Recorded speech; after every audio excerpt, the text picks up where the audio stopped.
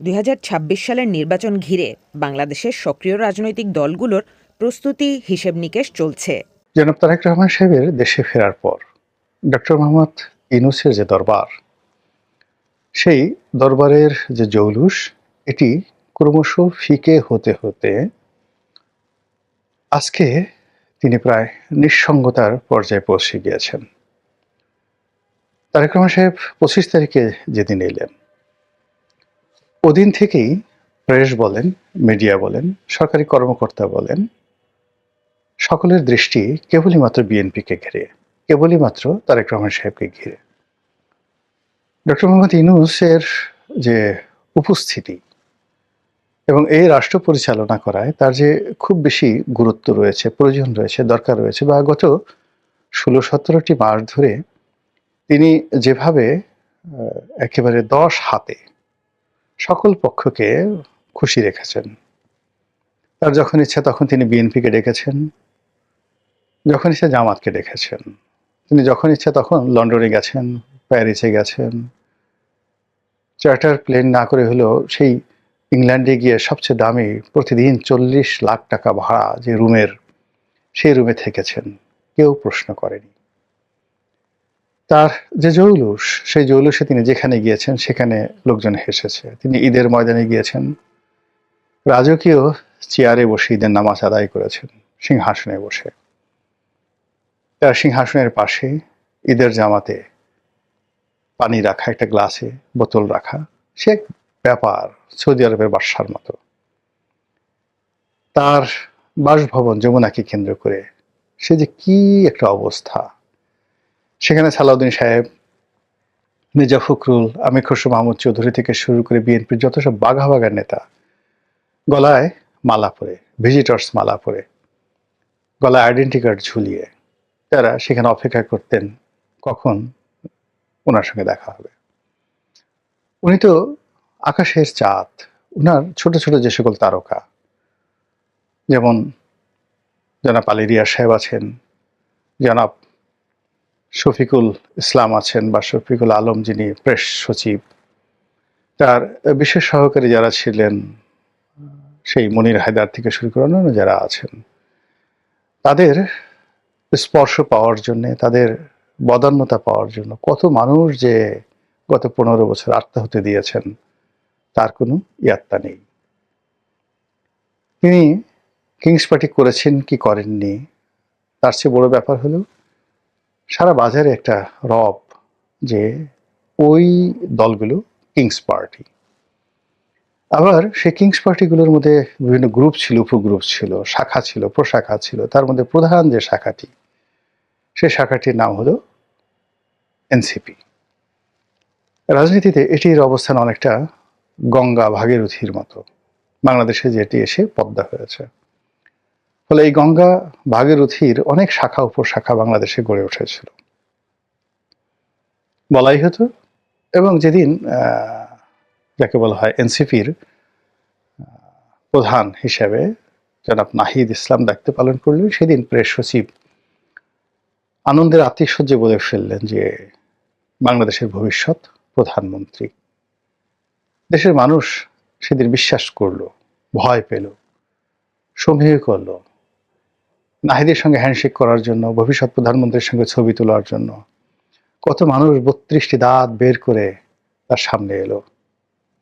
প্রথম আলোর মতিউর রহমান, মাহফুজ আনাম সাহেবের মতো মানুষ নাহিদ ইসলামের সাথে হাত মিলানোর জন্য, তারপর তাকে সম্মান জানানোর জন্য, তার সাথে মোলাকাত করার জন্য যে আধিক্ষেত্তা তারা দেখালেন, এমন আধিক্ষেত্তা ওনারা কোনো দিন শেখ হাসিনা, বেগম খালেদা জিয়া, তারেক রহমান সাহেব কারোর সঙ্গে দেখাননি।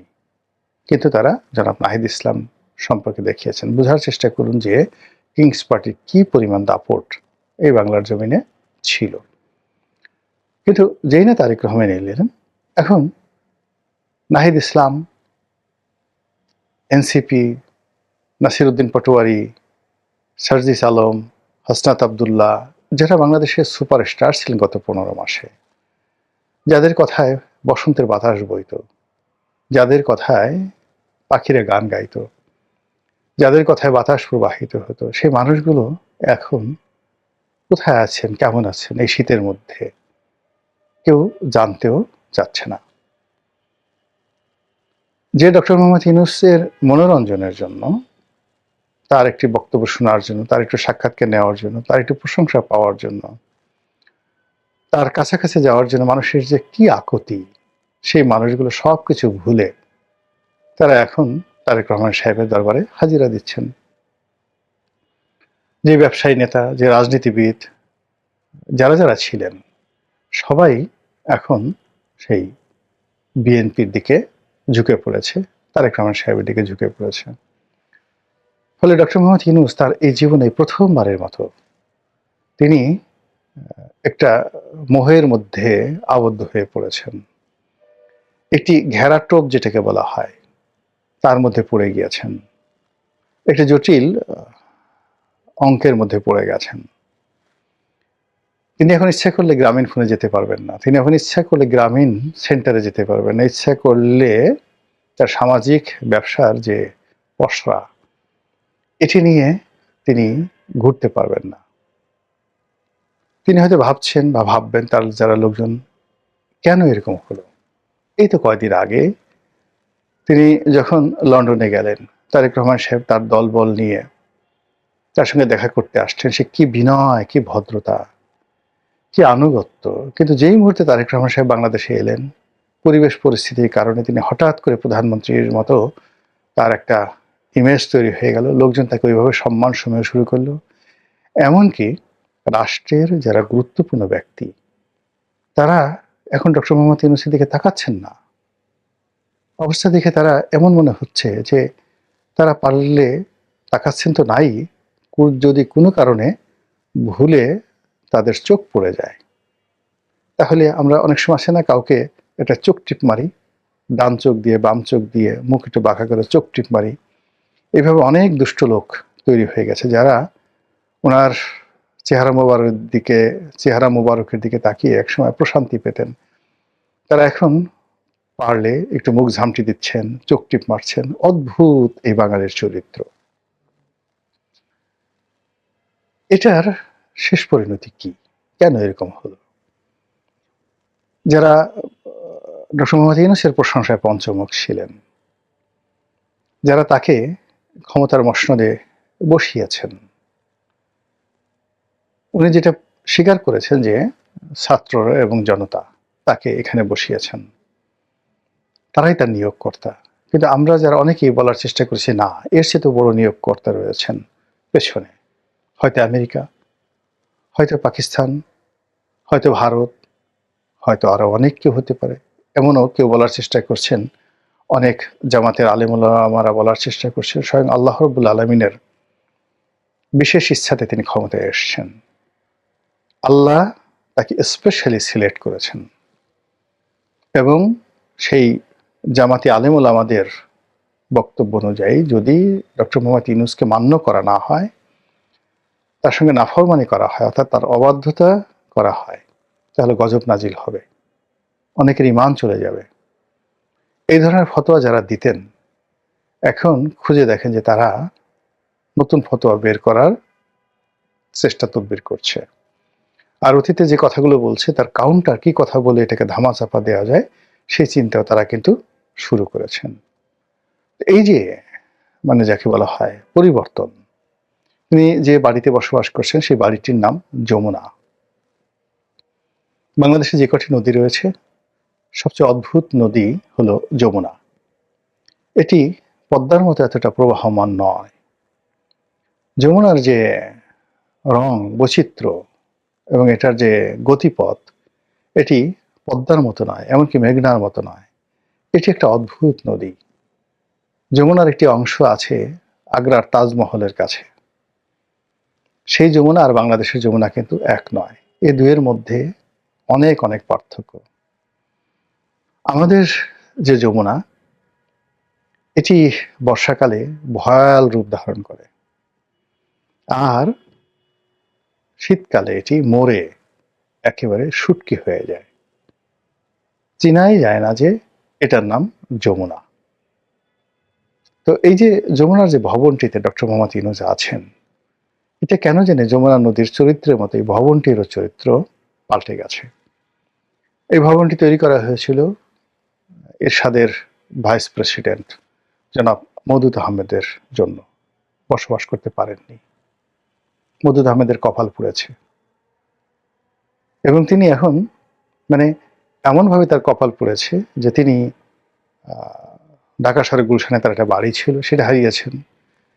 বিএনপিতে তার যে একটা ইমেজ ছিল সেটা হারিয়েছেন। তার স্ত্রী এবছর নমিনেশন চেয়েছিল, সেটা দেওয়া হয়নি। তিনি স্বতন্ত্র ইলেকশন করার চেষ্টা করেছেন। তার স্ত্রী তো জানাতেনা নয়, কবি জসিমউদ্দিনের মেয়ে হাসনা মওদুদ। ওই যমুনার আসর তার উপর পড়েছে। তারপর ওখানের বাসিন্দা হলেন লতিফুর রহমান। সেই লতিফুর রহমান সাহেবের যিনি তত্ত্বাবধায়ক সরকারের প্রধান ছিলেন, তার কপালে অনেক দুর্ভোগ, অনেক দুর্দশা এসেছে এবং তার এই দুনিয়া থেকে বিদায় ভীষণ রকম কষ্টকর ছিল। তারপরে ওখানে এলেন জনাব ফখরুদ্দিন সাহেব, ডক্টর মোহাম্মদ ইউনূসের বন্ধু মানুষ। তিনি ওখানে বসেই 2 বছর বা 2.5 বছর তিনি দেশ চালিয়েছেন। তার জীবনও দুর্বিষহ হয়ে গেছে। এখন আমেরিকাতে থাকেন, মানে একটা আপাতমস্তক ভদ্রলোক মানুষ, অনেকটা হামিদ কারজাই টাইপের মানুষ। তাকে এনে বসানো হয়েছিল, জোর করে ধরে এনে বসানো হয়েছিল, কিন্তু এই মানুষ বাংলাদেশ ব্যাংকের একজন গভর্নর, তিনি এখানে বসেছেন এবং তিনি ছিলেন হিজ মাস্টার ভয়েস।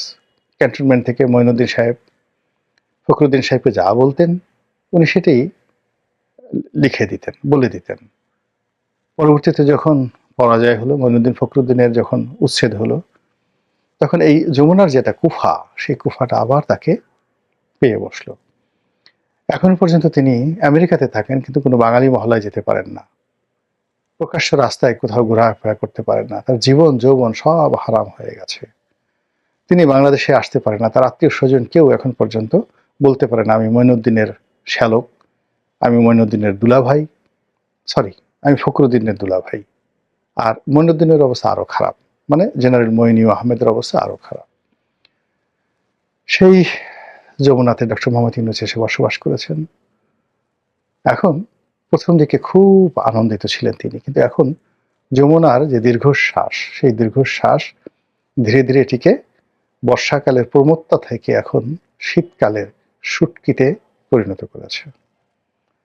তার যারা শুভানুধ্যায়ী ছিলেন, মতি ছিলেন, মাহফুজ ছিলেন, বহু মাহফুজ, ছোট মাহফুজ, বড় মাহফুজ, কালো মাহফুজ, সাদা মাহফুজ, লাল মতি, কালো মতি, গোলমতি, তারপর মানে বহু রকম, মানে তার কাছে যারা যারা গিয়েছেন এদের বহু রং বিচিত্র ছিল। বহু মানুষ তার কাছে গিয়েছিল, এখন তারা সবাই তাকে একে ছেড়ে যাচ্ছে, কেউ তার নাম উচ্চারণ করতে চাচ্ছে না। অনেকে তার পরিবর্তে এখন তারেক রহমান সাহেবের গুণগান করছে, বিএনপির গুণগান করছে, আজকে বিএনপির হাতে ক্ষমতা দেওয়া হোক, এরকম কথাবার্তা হচ্ছে। এই যে কষ্ট, এই যে বেদনা, এটি কেবলই মাত্র ভুক্তভোগী যারা আছেন তারাই বলতে পারবেন। সেই দিক থেকে ডক্টর মোহাম্মদ ইউনূস তার এই মানে প্রবীণ বয়সে, প্রান্তিক বয়সে, জীবনের শেষ প্রান্তে, আমি চাই তিনি ভালো থাকুন, নিঃসঙ্গতা কাটিয়ে উঠুন, তার একটি সম্মানজনক পরিবর্তন হোক, ট্রানজিশন হোক, ক্ষমতা হস্তান্তর হোক এবং তিনি যেন এই বাংলার মাটিতে মঈনুদ্দিন ফখরুদ্দিনের মতো না হন। তার যে ব্যবসা বাণিজ্য, তার যে এদেশের কন্ট্রিবিউশন, তার গ্রামীণ ব্যাংক, এই বিষয়গুলো নিয়ে যেন তিনি সুস্থ এবং সুস্থিরভাবে থাকতে পারেন, এই শুভাশিস রইল।